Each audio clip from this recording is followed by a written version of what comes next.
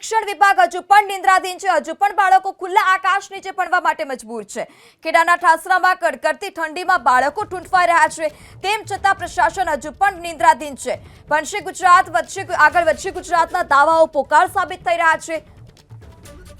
વધુ માહિતી સાથે સંવાદદાતા જલ્પેશ પણ આપણી સાથે જોડાઈ ચૂક્યા છે। જલ્પેશ પાસેથી વધુ માહિતી લઈશું। જી જલ્પેશ, ખુલ્લા આકાશ નીચે કડકડતી ઠંડીમાં બાળકો ભણવા મજબૂર છે, શું વધારે વિગત? પૃથા, ગુજરાત સરકારનો જે સૂત્ર છે ભણશે ગુજરાત, આગળ વધશે ગુજરાત, આજે કઈ રીતના ગુજરાત ભણી રહ્યું છે તેના દ્રશ્યો સીધા બતાવવા માંગીશ। આ ઠાસરા તાલુકાનું દીપકપુરા ગામ છે અને દીપકપુરા ગામના જે દીપકો છે તે કડકડતી ઠંડીમાં બહાર બેસી ભણવા મજબૂર છે, કારણ કે અહીં આગળ આ શાળામાં 5 ઓરડા છે, પરંતુ 4 ઓરડા ક્યાંક ને ક્યાંક જર્જરિત હોવાના કારણે આ જે બાળકો છે તે કડકડતી ઠંડીમાં બહાર બેસી ભણવા મજબૂર બન્યા છે।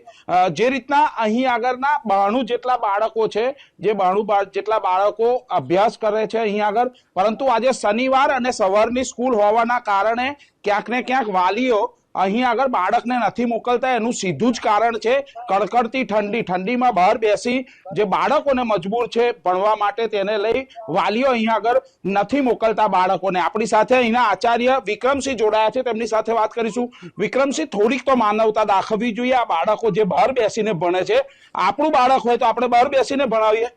માનવતાની વાત સાચી છે, પણ મેં ગઈ વખત ઉનાળો આવ્યો હતો અને ઉનાળામાં જ્યારે 49 ડિગ્રી ગરમી પડતી હતી ત્યારે મેં બાળકોની માનવતા સમજી અને રૂમની અંદર, જર્જરિત રૂમોની અંદર મેં બાળકો બેસાડ્યા હતા અને કુદરતી હોનારતને લઈ સામાન્ય બાળકને ઈજા થઈ, જેને લઈ અહીંયાથી મને 85 કિલોમીટર બદલી કરી અને મારી માતર બદલી કરવામાં આવી હતી, જેને લઈ હવે ફરીથી આ રિસ્ક મારાથી લઈ શકાય તેમ નથી, એટલે હું આ બાળકોને બહાર ખુલ્લામાં બેસાડી અને અભ્યાસ કરાવું છું। વિક્રમસિંહ, કઈ રીતની રજૂઆત કરી છે? કારણ કે આ બાળકો બહાર બેસીને, અત્યારે આપણું બાળક હોય કે તમારું બાળક હોય કે મારું બાળક હોય ને, તમે ને હું આટલી ઠંડીમાં નથી રહી શકતા, આ બાળકો કઈ રીતના રહી શકતા હોય? કેવી રજૂઆત કેવી કરી છે તમે? અમે રૂમો માટે અવારનવાર રજૂઆતો કરતા હોઈએ છીએ, અમારા TRP ને અને જિલ્લા લેવલે પણ આ રૂમો માટે છેલ્લા 1 વર્ષ પહેલા પણ અહીંયાથી માટીનું સેમ્પલ લઈ જવામાં આવ્યું છે, તેમ છતાં અહીંયા રૂમો બનાવવામાં આવતી નથી। હવે અમારા માસિક પત્રકમાં દર મહિને ઓનલાઈન માહિતી જતી હોય અને એ રાજ્ય લેવલે અને જિલ્લા લેવલે જતી હોય છે કે ભાઈ આ શાળામાં આટલા વર્ગો ખૂટે છે।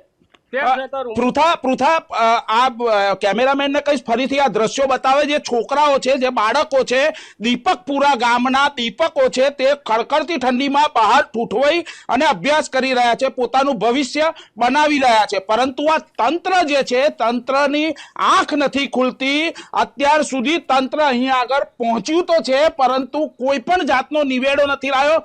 જે રીતના આચાર્યએ જણાવ્યું કે પોતાની એમની બદલી કરી નાખી હતી, ત્યારે સ્વાભાવિક રીતે તંત્ર અહીં આગળ પહોંચ્યું હશે અને તમામ પરિસ્થિતિ જોઈ હશે, પરંતુ હજુ સુધી તંત્રએ જલ્પેશ, આપણે અટકાવવા માંગીશ। આપણી સાથે ઠાસરાના તાલુકા શિક્ષણ અધિકારી રમેશભાઈ મિસ્ત્રી પણ જોડાઈ ચૂક્યા છે। જી રમેશભાઈ, બાળકોને આ રીતે કડકડતી ઠંડીમાં અભ્યાસ કરાવવામાં આવી રહ્યો છે, ઓરડાની ઘટ ક્યારે પૂરી થશે?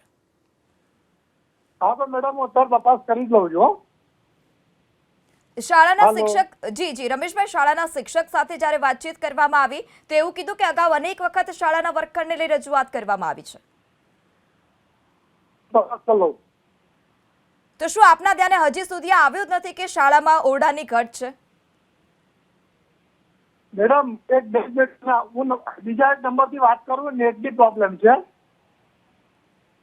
જવાબ ના આપવો પડે એટલા માટે નેટવર્ક ઇશ્યુ આવી રહ્યો છે કે તમે આ વસ્તુથી અજાણ છો?